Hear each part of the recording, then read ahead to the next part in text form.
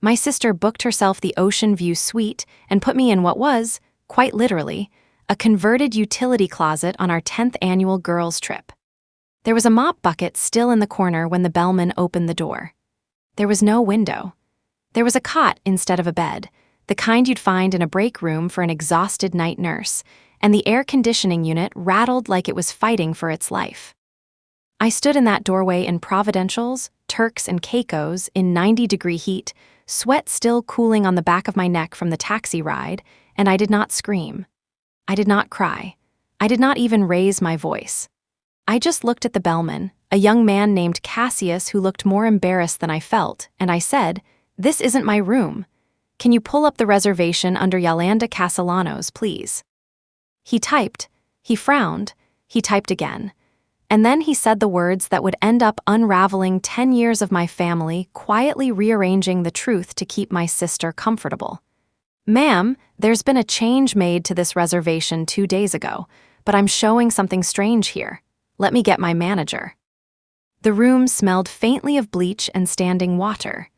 There was a metal shelf bolted to the wall where extra pool towels were stacked, and a laminated sign taped above the light switch that read, in faded marker, "Housekeeping storage, do not book." Someone had booked it anyway. Someone had decided that was where I belonged, on a trip I had spent 8 months planning, paid for almost entirely out of my own pocket. In a family tradition I had personally kept alive for a decade, while everyone else simply showed up and enjoyed it. I set my suitcase down on the cold tile floor, and for a moment I just stood there, feeling something in my chest go very quiet and very cold. The specific kind of stillness that comes right before you decide you are done being quiet about something. I didn't know it yet, standing in that doorway with my suitcase still in my hand, but my sister Marisol had just made the biggest mistake of her adult life, and she had made it because she assumed, the way she always assumed, that nothing in our family ever really belonged to me. Not my time, not my money, not my name on a piece of paper. She was about to learn that some things you cannot borrow without asking, and some names you cannot erase just because you've spent your whole life erasing mine in smaller ways. Before I tell you what the manager found on that screen, let me back up and explain how 10 years of birthday trips led to a mop closet in Turks and Caicos. Because none of this happened in one afternoon, it happened in 100 small afternoons before it. Have you ever had a family member quietly rewrite the story of who you are to everyone around you, until you almost start believing their version instead of your own? Tell me in the comments, because I think more of us have lived this than we admit out loud. My name is Yolanda Castellanos. I'm 43 years old. I run an interior design studio in Sacramento called Castellanos Interiors, and I built it from nothing starting when I was 29, working out of the second bedroom of a rental apartment with a laptop that overheated if I ran more than 2 programs at once. My sister Marisol is 38. She lives in Los Angeles, calls herself a brand consultant, and has, in the 15 years I've watched her career, held 11 different jobs, none of them for longer than 14 months. Our mother, Consuela Castellanos, is 67. She taught 3rd grade for 31 years in the same elementary school in Fresno, and she is, in most ways, a wonderful mother. She raised 2 daughters on a teacher's salary after our father died when I was 26 and Marisol was 21, and she never once made either of us feel unloved. But grief does strange things to fairness. When our father, Manuel, died of a sudden heart attack in the garage while he was fixing the lawnmower, Marisol fell apart in a way I didn't. She stopped eating for weeks. She dropped out of her junior year of college. She spent almost 2 years barely leaving her childhood bedroom. I grieved too. I grieved hard. But I also had a job and rent and a boyfriend at the time who needed things from me, and somewhere in the wreckage of that year, I quietly became the daughter who was fine. The strong one. The one who didn't need checking on. And Marisol became the daughter who needed protecting, the daughter whose fragility had to be managed, the daughter whose feelings came first because God forbid we lose her the way we lost Dad. I want to be clear because I know how this sounds. I don't resent that my mother protected my sister through real grief. What I resent, what took me a long time to even name, is that the protection never ended. Marisol turned 23, then 25, then 30, and the family choreography never changed. She was still the one who cowl. Didn't be upset. She was still the one whose comfort came before mine, automatically, without anyone deciding it out loud. It just was. The way water finds the lowest point in a room, our family's attention always found Marisol. It showed up in small ways for years. At my college graduation, Marisol had a breakdown about a boy the night before, and half of my graduation dinner conversation was my mother softly checking in on her instead of asking me about my job offers. When I got engaged at 28, an engagement that later fell apart, my mother spent the celebratory dinner distracted because Marisol had just been let go from a marketing job and needed, in my mother's words, a little extra tenderness right now. When I started my design studio and worked 80-hour weeks for 2 years straight to keep it alive, my mother was proud of me, genuinely, but she never once asked what I needed. She assumed, the way she always assumed about me, that I could carry my own weight. And I did, but nobody ever offered to help carry it because nobody thought I needed help. Meanwhile, Marisol borrowed $15,000 from our mother in her late 20s, money my mother pulled from her retirement account to get on her feet after yet another job loss. She never paid a cent of it back. My mother never asked her to. I remember one specific afternoon when I was 31, about 5 years after our father died. Marisol had just lost yet another job, this time a retail management position she'd held for 11 months, and she called our mother in tears, and my mother left work early to sit with her. That same week, I had won my first major commercial contract, a boutique law firm lobby in downtown Sacramento, the kind of contract that would let me finally hire my first employee. I called my mother to tell her, genuinely excited, and she listened for maybe 90 seconds before she said, "That's wonderful, honey, I'm so proud of you." And then, without any real transition, "I'm just so worried about your sister right now, I don't know what to do for her." I understood intellectually that these were two unrelated events happening in the same week. But emotionally, what I absorbed over and over, year after year, was a simple lesson. My good news was a footnote, and Marisol's bad news was the headline every single time. There was also the matter of the family charity gala, 3 years before the Turks and Caicos trip, an evening I still think about more than I probably should. I had designed the interior renovation for a boutique hotel in San Diego, a project that took me 4 months of 18-hour days, that nearly bankrupted my small studio because I underbid it out of hunger for the portfolio piece. And that ended up getting featured in a regional design magazine with my name on the byline. The hotel hosted an opening gala, and I invited Marisol as my plus one because David hadn't entered the picture yet, and I wanted family there to celebrate with me. She wore a stunning dress, she posed for photos in front of the lobby I'd designed, and over the following months, according to what Aunt Odette told me much later, Marisol let it slip in conversations with family friends that she had helped with some of the design consulting on the project. Not an outright lie exactly. A soft, deniable exaggeration, the kind that let her borrow a little of the shine without technically claiming ownership. At the time, I only caught fragments of it secondhand, a family friend once congratulating Marisol on her eye for hospitality design at a barbecue, a comment I brushed off as a misunderstanding rather than anything deliberate. It would take the Turks and Caicos trip, and Aunt Odette finally saying the quiet part out loud, for me to understand how far that particular fiction had actually traveled. I bring all of this up because I need you to understand the water table our family operated on before I tell you about the trip. 10 years ago, the year after my father's estate finally settled, and my mother used a small portion of the life insurance money to treat herself to something joyful for the first time since he died, I started organizing an annual trip. Just the women. My mother, Marisol, our Aunt Odette, my mother's older sister, and Odette's daughter, our cousin Dahlia. 5 of us.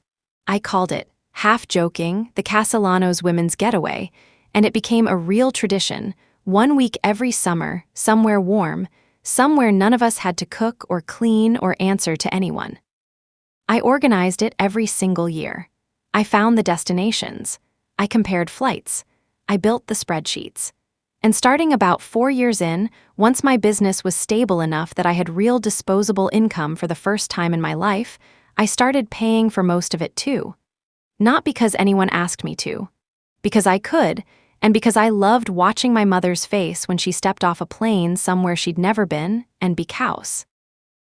Some small, stubborn part of me thought that if I built something generous enough, something undeniable enough, maybe it would finally register in the family ledger that I was worth something too, not just useful, worth something. This year was our 10th trip. I'd been planning it for 8 months. I picked Providentials because my mother had mentioned once, years ago, that she'd always wanted to see water that particular shade of turquoise you only get in the Caribbean. I booked a resort called Sable Cove, 5 nights, and I used my own travel rewards account, the one tied to my legal name and 11 years of loyalty points from constant business travel, to secure a significant upgrade. 2 of the rooms were oceanfront suites, one of which came with a private plunge pool, comped entirely through my elite status, a benefit that does not transfer, does not get reassigned, and is tied directly to the identity of the account holder. I planned to give that suite to my mother for her birthday, which fell during the trip. I planned to take the second oceanfront room myself, the one I paid full price for out of pocket, $6,000 for 5 nights. Because after 10 years of building this tradition, I finally wanted, just once, to not sleep on a pull-out couch or a cot while everyone else got a real bed. I told Marisol the room plan over the phone about 3 weeks before we left. I remember exactly where I was standing, in my kitchen, phone on speaker while I was reducing a sauce, because I remember how casually she responded, and how that casualness would later feel like a rehearsed performance rather than genuine indifference. "Sure, whatever works," she said. "You always figure out the logistics better than me anyway." I should have heard something underneath that sentence. I didn't. I flew to Providentials 2 days after everyone else because of a client deadline I couldn't move, an 11th hour furniture selection meeting for a hotel renovation I'd been working on for 14 months. My mother, Marisol, Aunt Odette, and Dahlia flew out together and checked in without me. That gap, those 2 days I wasn't physically present, was exactly the window Marisol needed. Here is what I learned later, piece by piece, mostly from Cassius the bellman, then from the front desk manager, then eventually from my cousin Dahlia, who finally told me the truth once the whole thing blew open. When the group checked in, Marisol walked up to the front desk before anyone else and told the clerk that there had been a mix-up with the room assignments, that she was actually the primary account holder, and that she needed to swap into what she called my suite. Gesturing at a printout of the itinerary I had emailed the whole family weeks earlier, an itinerary that clearly listed which room was under whose name. She was polished about it, confident. She used phrases like family miscommunication, and I'll sort it out with my sister when she lands. The clerk, new, eager to please, and unaware that room assignments tied to loyalty accounts require identity verification for certain benefits, moved some belongings and adjusted the key cards for 2 of the rooms. Marisol and her boyfriend, David, who I hadn't even known was joining until Dahlia mentioned it in a text 2 days before departure, moved into the oceanfront suite with the plunge pool. My mother was given the second, smaller oceanfront room, the one I'd planned to take for myself. And when I arrived, 2 days later, jet-lagged and sun-starved from a spring spent entirely indoors, I was handed a key to a room that, as it turned out, was never a guest room at all. It was a converted storage space, the resort sometimes used in emergencies for staff overflow during hurricane season, a room that should never have been assigned to a paying guest, let alone the guest whose loyalty account had paid for everyone else's upgrades.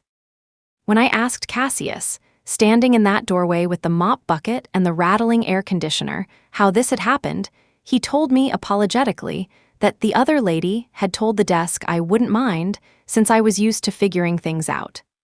Used to figuring things out. That phrase landed in my chest like a stone dropping into still water. 10 years of being the strong one, the capable one, the one who didn't need tenderness, compressed into 5 words my sister had used to justify putting me in a closet on the trip I paid for. I did not go find Marisol first. I want you to understand that, because it matters for what comes later. I did not storm up to the oceanfront suite and start screaming. I asked Cassius, calmly, to get his manager, because something about the situation felt bigger than a room mix-up, and some instinct, some 10 years of being underestimated instinct, told me to get the facts on paper before I said a single word to my sister. The manager's name was Desmond White, a tall, unhurried Providential's native in his 50s who had clearly seen every version of family vacation chaos a resort could produce. He pulled up the reservation on the lobby computer while I stood there with my suitcase still gripped in my hand, and his eyebrows went up almost immediately. "This is under your loyalty account, Ms. Castellanos," he said. "The suite with the plunge pool, that upgrade was applied because of your status tier, not a paid upgrade the other guest can transfer. Legally, contractually, that benefit is tied to your identity. It shouldn't have been reassigned at all. Whoever approved that swap made an error, and I need to fix it immediately." He said the next part slowly, like he was double-checking his own screen. "Also, ma'am, I'm showing that the payment method on file for the full reservation, all 5 rooms, 5 nights, resort credits, the excursion package, all of it, is a card ending in the same 4 digits as the one you just handed me for incidentals. There's no secondary payment method attached to this reservation at all."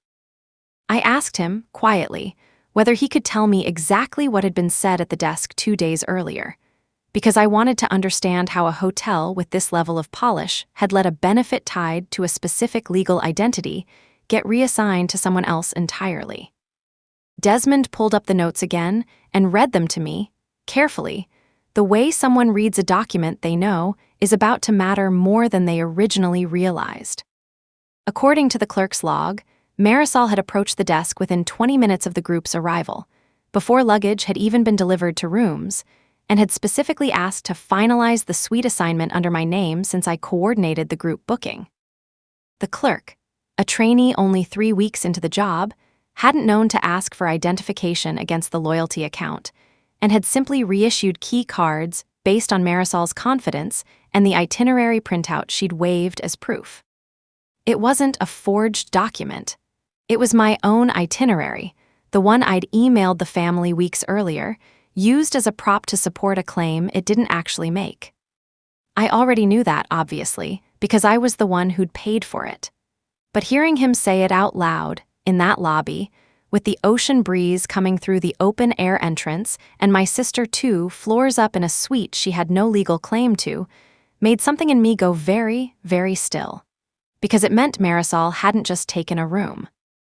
She had walked into a hotel and told strangers a story about her own importance that wasn't true, and she had done it so smoothly, so instinctively, that it clearly wasn't the first time she'd rewritten a story to get herself something better at someone else's expense. It was just the first time I had documentation. Desmond fixed it within 20 minutes. He apologized, upgraded my closet situation immediately to a 2-bedroom oceanfront villa that hadn't even been part of my original booking. On the house, he said, for the inconvenience, and he personally walked me up to the 3rd floor to sort out what he diplomatically called the room confusion with the rest of my party. When Desmond knocked on the door of the oceanfront suite and Marisol opened it in a hotel robe, sunglasses pushed up into her hair, a mimosa sweating in her hand, I watched her face do something I will remember for the rest of my life. It went from irritation at being interrupted, to confusion at seeing a manager instead of housekeeping, to a very specific kind of panic when she saw me standing slightly behind him with my suitcase. "Oh," she said, "you're here early." "I'm here on time," I said. "I flew in the day I told everyone I would." Desmond, to his credit, didn't let the moment get swallowed by pleasantries. He explained, professionally and without embellishment, that the suite reassignment 2 days earlier had been made in error. that the oceanfront villa with the plunge pool was tied contractually to my loyalty benefits and could not be transferred to another guest, and that he would need to move Marisol and David to the room originally reserved in her own name, which, as it turned out, was a perfectly nice but standard garden view room on the second floor. The room she had been assigned all along before she walked up to that front desk and told a story that wasn't true. My mother appeared in the doorway behind Marisol at that point, still in her swimsuit cover-up, her reading glasses pushed up on her head, and I watched her take in the scene, Desmond's clipboard, my suitcase, Marisol's frozen expression, and I watched her do the thing she had done my entire adult life. She reached for the version of events that protected Marisol first. "I'm sure it's just a misunderstanding," my mother said quickly. Marisol probably just thought, since Yoli's always so easygoing about these things, that it would be fine to switch for a couple days until she got here. I want you to sit with that sentence for a sec. And because it is, in miniature, the entire architecture of my family. Marisol had lied to a hotel, moved into a suite that wasn't hers, put me in a converted mop closet, and my own mother's instinct, standing there with the evidence in front of her, was to reach for a story where nobody had actually done anything wrong, where I was simply easygoing enough to absorb it. "Mom," I said, and my voice came out steadier than I felt, "I paid $6,000 out of pocket for a room that Marisol has been sleeping in for 2 nights, using a benefit tied to 11 years of my business travel that legally cannot be transferred to her name." She told the front desk a story that wasn't true to get it, and the room she put me in didn't have a bed in it. It had a mop bucket. Aunt Odette, who had been sitting quietly on the balcony the whole time with Dahlia, came inside at that point, and I watched her face change too, though hers moved in the opposite direction from my mother's. Odette had always been slightly outside the gravitational pull of Marisol's fragility, maybe because she wasn't the one who had to carry the guilt of our father's death, and she looked directly at my sister and said, "Marisol, is that true? Did you tell them you were the one who booked all this?" Marisol's chin came up in that particular way it always did when she was cornered, a kind of practiced defiance that had gotten her out of trouble our entire childhood. "I didn't lie," she said. "I said there was a family situation and that I needed to sort out the rooms. I never said I paid for anything." "You told the desk clerk you were the primary account holder," Desmond said quietly, reading from a note on his tablet, because apparently the clerk had documented the conversation in the guest notes, "a small mercy I will be grateful for as long as I live." Those were the words used. Primary account holder. The room went very quiet. Dahlia, my cousin, 20 years younger than me and usually the family peacemaker, the one who filled silences with jokes, didn't say anything at all. She just looked at the floor, and something about her silence told me she already knew more than she was letting on, which turned out to be true, though I wouldn't learn how much for another hour. Marisol's face cracked, not into an apology, but into something closer to cornered anger. "You always do this," she said to me. "You always have to make everything a whole production. I moved rooms because David gets bad migraines and needed the quieter side of the building, and instead of just letting it go, you're standing here with a hotel manager like I committed a crime." "You told them I wouldn't mind," I said. "You told a stranger that I'm used to figuring things out, as an excuse for why I could sleep in a closet with a mop in it, on a trip I paid for, that I organized for 10 years. And this is the part where I think a lot of people expect me to tell you that my mother finally saw the truth in that instant, that the scales fell from her eyes and she turned to Marisol and said something righteous. That's not what happened. What happened is that my mother, exhausted, embarrassed in front of a hotel manager, desperate the way she'd been desperate for 8 years to keep the peace at any cost, said, "Can we please not do this in front of the staff? Let's get everyone into the right rooms and talk about this later, privately, as a family." Desmond, God bless him, was unbothered by the tension and simply nodded, efficient and unruffled, the way people who work in hospitality in paradise learn to be. He arranged for Marisol and David's things to be moved to the correct room, personally escorted me and my suitcase to the 2-bedroom villa he'd comped, and quietly told me, as we walked, that he'd flag the account so that no further changes could be made to any room assignment without my direct authorization for the rest of the stay. It was a small kindness, but it was the first time in that entire hour that someone had simply, plainly, treated me like the person who was actually in charge of something, instead of the person who was expected to absorb whatever happened around her without complaint. I didn't confront Marisol again that first night. I sat on the balcony of my villa, listening to the ocean, and I let myself feel fully, for the first time in years, how tired I was. Not of my sister exactly, tired of the machinery around her, tired of being the daughter whose feelings were negotiable. I thought about leaving early. I thought about a dozen dramatic things. What I actually did was call my business partner, Renata, who has known me since design school and has never once let me talk myself out of my own worth, and I cried on the phone for 20 minutes while she just listened. "You know what the worst part is," I told her. "It's not even the room. It's that some part of me almost apologized to my own mother for making a scene for a thing my sister did to me." "That's the part you have to break," Renata said. "Not the room, the apologizing." The next morning, I found Dahlia alone by the pool before anyone else was awake, and I asked her, gently, what she knew.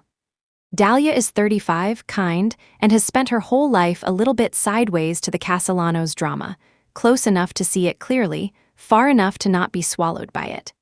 She hesitated for a long time, turning her coffee cup in slow circles before she told me the truth. "Marisol's been telling people for months that she's the one who plans these trips," Dahlia said quietly. "Not just this year. Last year too, at the family reunion, she told my mom's friends that she'd put together the whole itinerary for Turks and Caicos before we even left. And she told David, her boyfriend, that the suite was part of a work perk through a hospitality client she was consulting for. I think she genuinely believed she could just make the room swap happen and it would all sort itself out before you noticed. Or that you'd be too polite to make a thing of it once you saw everyone was already settled." That was the first thread. Over the next 3 days of that trip, more of them came loose. Aunt Odette, quietly furious in the specific way of someone who has watched a favoritism pattern for a decade and finally seen concrete proof of its cost, told me that Marisol had also, apparently, told several people at a family barbecue 2 summers ago that she had helped design a boutique hotel lobby in San Diego. A project that was, in fact, mine, one I had spent 4 months on, and that had gotten written up in a regional design magazine. Marisol had been at the opening party as my +1, had taken photos in front of the lobby I designed, and had, according to Odette, spent the following months quietly implying to family friends that the credit was at least partly hers. And then there was the money. On the 3rd night of the trip, after 2 full days of a tense, brittle politeness where Marisol avoided being alone with me and my mother kept trying to smooth conversations that didn't need smoothing, my mother finally asked to speak with me privately on the beach after dinner. The tide was low, the sand was cool, and my mother, 67 years old, stood there in the moonlight and told me something I hadn't fully let myself think about in years. "I gave Marisol $15,000 when she was 28, my mother said. "Out of my retirement, I never told you the full amount. I told myself it was a loan, but I never once asked her for it back. And I think, Yoli, I think I let myself believe that not asking was kindness, when really I think I was scared that if I pushed her, if I held her accountable for anything, she'd fall apart again the way she did after your father died, and I couldn't survive losing another piece of her." "Mom," I said, "you didn't lose her. She's 38 years old. She's an adult." "I know that," my mother said, and her voice cracked in a way I rarely heard from her. "I know that, but grief doesn't always let you see people as they are now. Sometimes it freezes them at the moment you were most afraid of losing them, and you spend years protecting a person who doesn't need protecting anymore, while the other one, the one who was fine, the one who held everything together, you let her keep holding it because she seemed like she could." I stood there on that beach, and I let myself cry, finally, in front of my mother. Not about the room, not really, but about 8 years of being the load-bearing wall in a family that only ever checked on the parts of the house that looked like they might collapse. My mother reached for my hand on that beach, and for a long moment neither of us said anything else. We just stood there while the waves came in soft and low, and I felt something shift between us that had needed to shift for a very long time. She didn't fix everything that night. She didn't march up to the villa and demand Marisol apologize, but she said something I had waited 8 years to hear. I think I owe you an apology too, not just for this trip, for a lot of years.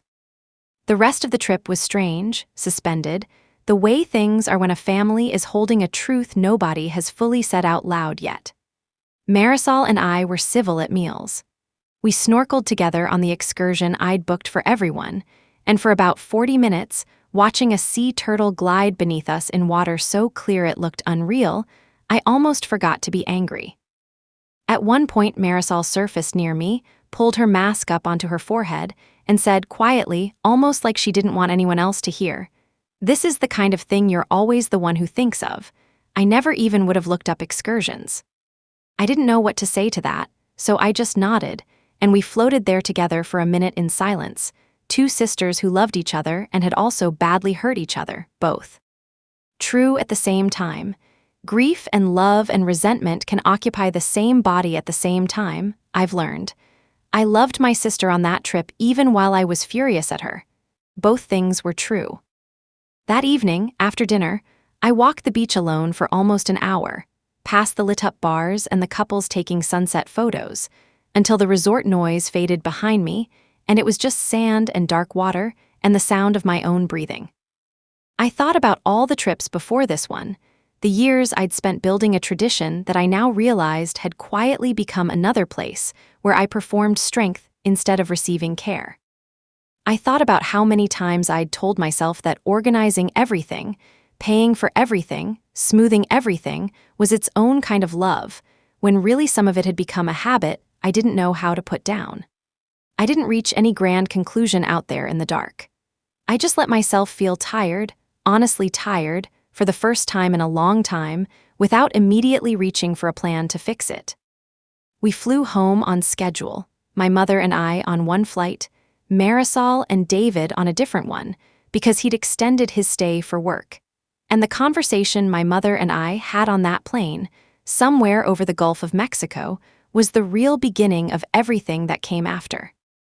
Somewhere around the second hour, after the flight attendant had cleared our trays, and the cabin had settled into that low hum of recycled air and half-watched movies, my mother turned to me and said, without any preamble, "I keep replaying what I said in that doorway. That it was probably just a misunderstanding. I've been saying some version of that sentence about your sister for 8 years, Yoli, and I think I finally heard myself say it out loud in a way I couldn't take back." I told her I appreciated her saying that, but that I needed more from her than a single moment of clarity on an airplane, and she nodded and said she understood, and that she wanted to have a real family conversation once everyone was back, not a blow-up, not an ambush, but an honest sit-down with Marisol present, where the truth could finally be said in a room instead of whispered on a beach. We spent the rest of that flight talking in a way we hadn't in years, not about logistics, not about Marisol, but about my father, about how differently the two of us had grieved him, about how my mother had spent so long afraid of losing another piece of her family that she'd stopped noticing when the piece she wasn't watching was quietly wearing thin. It wasn't a fix. It was a beginning, the kind that doesn't announce itself as dramatically as the moment in the hotel doorway had. But that mattered just as much, maybe more, because it was the first time in a long while that my mother had chosen to sit in discomfort with me instead of smoothing past it. It took 3 weeks to arrange, partly because Marisol, predictably, found reasons to postpone. A work trip, a migraine of her own, ironically, a vague mention that she needed some space to process everything first. I recognized the pattern immediately because I'd watched it my whole life, the delay tactic that let urgency dissolve into normalcy, that let a hard conversation quietly evaporate the longer it got pushed. This time, though, my mother didn't let it evaporate. She called Marisol directly, and according to what Marisol told me much later, my mother said something she had genuinely never said to her before. "I love you, and I am not doing this dance anymore.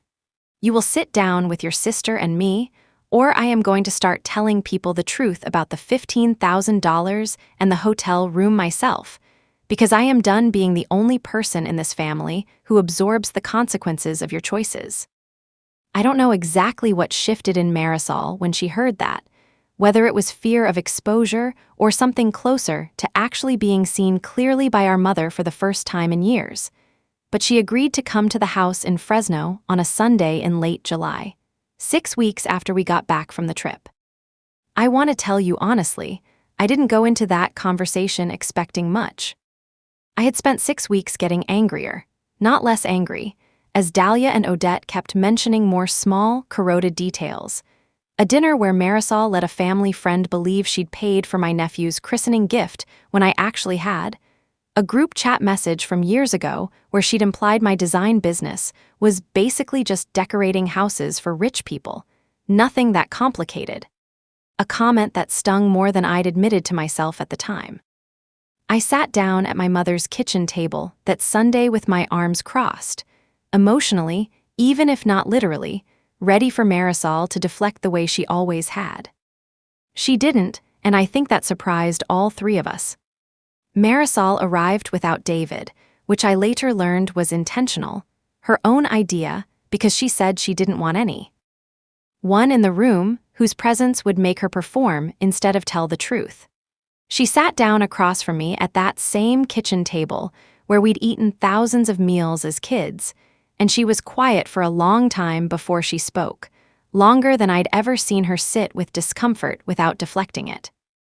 "I've been thinking about this every day since the trip," she said finally.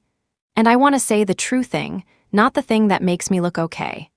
I told the hotel I was the primary account holder because some part of me has spent years believing that if I just say things confidently enough, they become true, or at least true enough that nobody checks. I've been doing that since I was 23. I did it about the hotel lobby you designed. I let people think I helped with that project because being near your success felt easier than building my own. And some ugly part of me resented how easy it seemed for you. Even though I know now it wasn't easy, I know you worked yourself half to death for that business. I took the ocean view suite because some part of me has always believed, since Dad died, that I was the one who was allowed to fall apart and you were the one who wasn't. And somewhere in there, I think I decided that meant I was also the one who deserved the nice things, because you'd be fine either way. You're always fine either way. Except you're not fine, and I never once asked." She was crying by the time she got through that, not the performative crying I'd watched her do for years to redirect a conversation, but something quieter and uglier and more honest. "I never paid Mom back the $15,000 because every time I thought about it, I told myself I'd do it once I was more stable. And then I let myself stay unstable, because staying unstable meant I never had to. And I let people believe things about the christening gift and about the lobby project because it was easier than sitting with how far behind I actually feel compared to you, and instead of ever telling you that, I just took things. Small things. The sweet was just the first time you caught me." My mother reached across the table and took both our hands, and I remember thinking, in that strange, suspended moment, that I had spent 10 years planning trips to give my mother something joyful. And this ugly, honest Sunday afternoon in her kitchen, with all of us finally saying true things instead of comfortable ones, might have been the most valuable gift any of us had given each other in a decade. I told Marisol that day that I appreciated the honesty, but that I needed more than words, because words had never been the problem in our family. We were all quite good with words. What we were bad at was follow-through. I told her I needed to see change over time, not hear it promised in one emotional afternoon, and I told her, gently but clearly, that I was done being the sister who absorbed things quietly to keep the peace. If something happened again, I would say something immediately, in the moment, in front of whoever needed to hear it. What happened over the next year is the part of this story I'm proudest of, not because it was easy, but because it was real. Marisol started seeing a therapist that August, a woman named Dr. Petrosian who specialized in family systems and grief, and she stayed with it. Actual weekly sessions, not the 2 visits and quit pattern she'd had with a therapist years earlier after our father died. She told me later that the first several months were mostly about untangling the belief she'd absorbed as a 21-year-old. That being the fragile one was the only way she knew how to be loved in our family. And that competence, the kind I'd built my whole identity around, felt to her like a door that had already closed before she was ready to walk through it.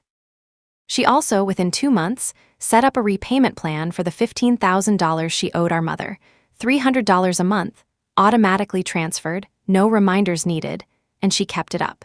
She didn't do it in one dramatic lump sum to prove a point. She did it slowly and consistently, which honestly mattered more to me than speed would have. Anyone can write one big check to look good. Fewer people can show up the same small way every single month for a year. At a family dinner that October, at Aunt Odette's house, with cousins and family friends present, the same kind of room where Marisol had once let people believe she'd designed a hotel lobby that was mine, she brought it up herself, unprompted. She said, plainly in front of everyone, "I want to correct something I let people believe a couple years ago. The hotel project in San Diego, the one that got written up in the design magazine, that was entirely Yolanda's work. I was there as her guest, and I let people think I'd been more involved than I was, and that wasn't fair to her or honest of me. I didn't ask her to do that. I didn't even know she was going. G2, watching her do it anyway, unprompted, in a room full of people who'd known me my whole life, meant more to me than almost anything else that year. Dr. Petrosian invited me to join one session in December, something Marisol asked for specifically, and I almost didn't go, because some old, defended part of me worried it would turn into another room where my feelings became secondary to managing hers. It didn't.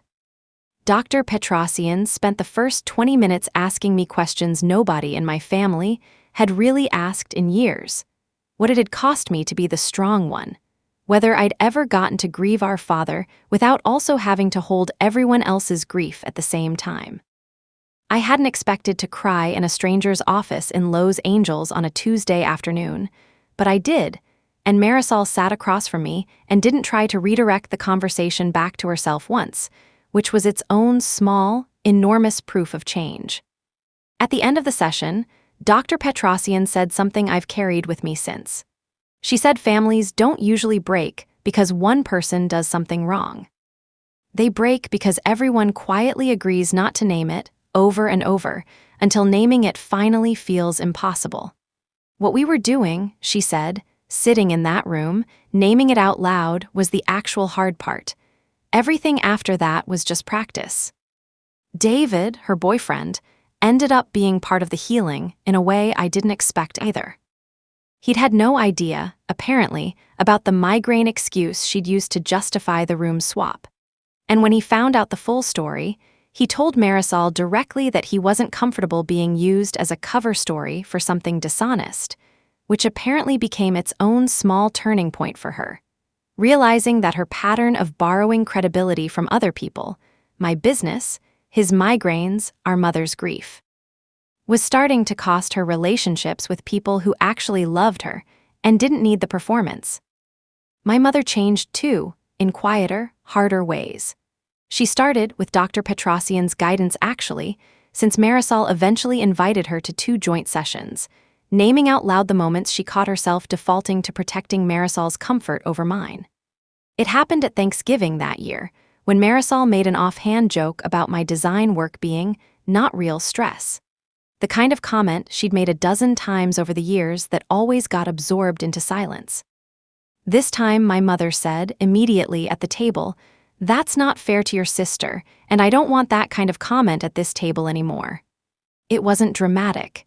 It was just true, said out loud in the moment, which was exactly what I'd asked for. I won't pretend the year was smooth. There were setbacks. Marisol missed a therapy payment plan deadline once in the spring due to a job transition and immediately, unprompted, texted both me and our mother to explain before we even noticed, which felt like real growth even in the stumble.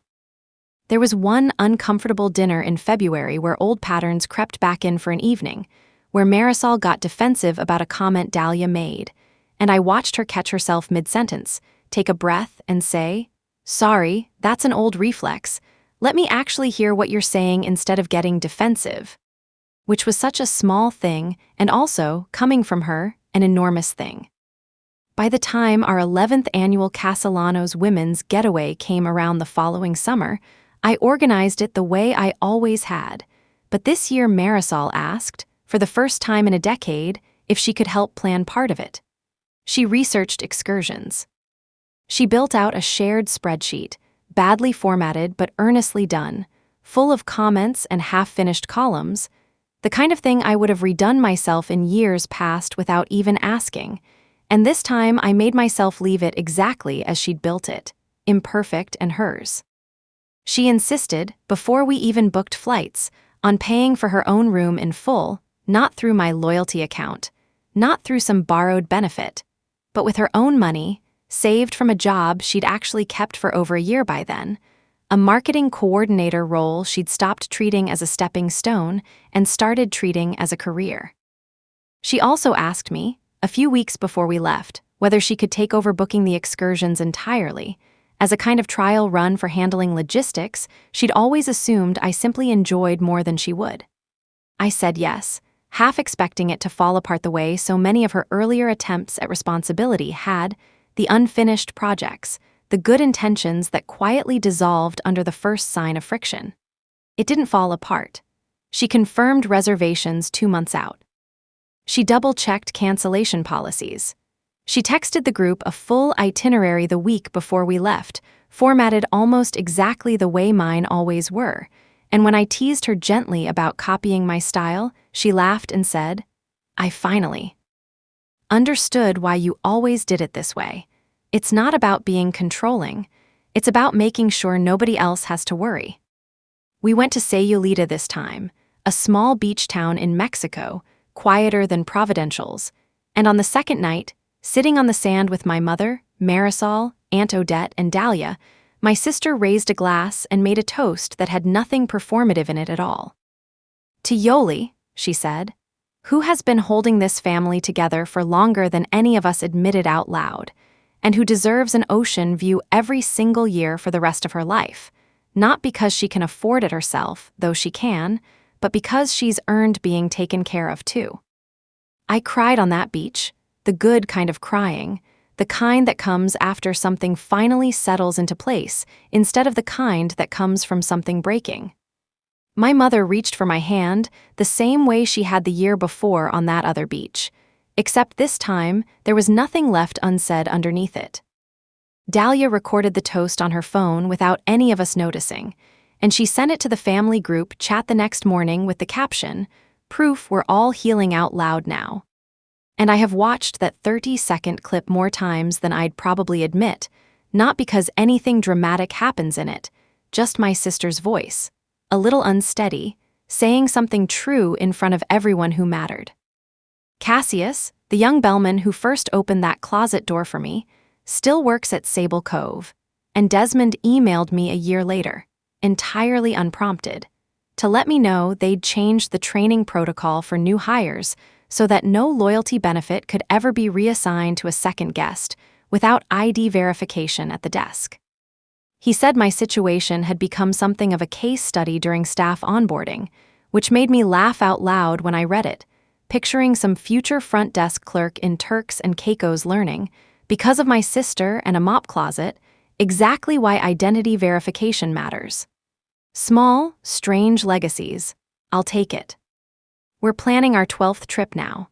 Marisol calls me every few weeks just to talk, not because she needs something, which is new, and honestly one of the things I've treasured most this year. My mother still catches herself sometimes. Old habits die slowly even with the best intentions, but she names it now when she catches it, and naming it has made all the difference. A few months ago she told me she was proud of me, not for being strong, which is what she used to say, but for finally letting people see when I wasn't. I think about that mop closet sometimes, oddly enough, not with anger anymore, but almost with gratitude, strange as that sounds. If Marisol hadn't reached that far, if she hadn't tried to erase me quite that visibly, I don't think any of us would have found our way to this honest, harder, better version of our family. Sometimes the thing that breaks you open is also the thing that finally lets the light in. People ask me sometimes, when they hear this story secondhand, whether I regret making a scene at the front desk that first afternoon, whether it would have been easier, kinder even, to just quietly accept the closet and sort it out privately later. I don't regret it, not for a second. Quiet acceptance was the exact thing that had let this pattern grow for 8 years in the first place. Sometimes the kindest thing you can do for a family you love is to stop absorbing the cost of its dysfunction silently, and let the truth land where it actually belongs. My design studio has grown too in the years since that trip, though I doubt that's a coincidence. I hired 2 more employees and moved into a real office space downtown, and I've noticed, the way you notice a muscle you didn't know you'd been clenching, that I no longer brace for bad news every time my phone rings with my mother's name. There's a specific kind of exhaustion that comes from spending years anticipating being overlooked, and an equally specific kind of relief that comes when you finally stop having to. I didn't realize how much energy I'd been spending on that bracing until it was gone, and I had all that energy left over for other things, my business, my own friendships, a version of myself that wasn't constantly on guard. Last month, my mother turned 68, and instead of a big trip, we kept it small, dinner at her house, just the 5 of us, Odette and Dahlia included, the way it used to be before any of this happened.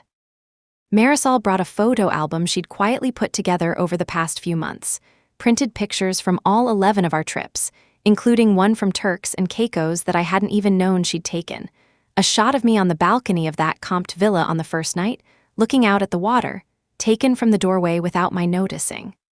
Underneath it, in her handwriting, she'd written a single line. The sister who always made sure everyone else had a view finally got one of her own. I didn't say much when I saw it.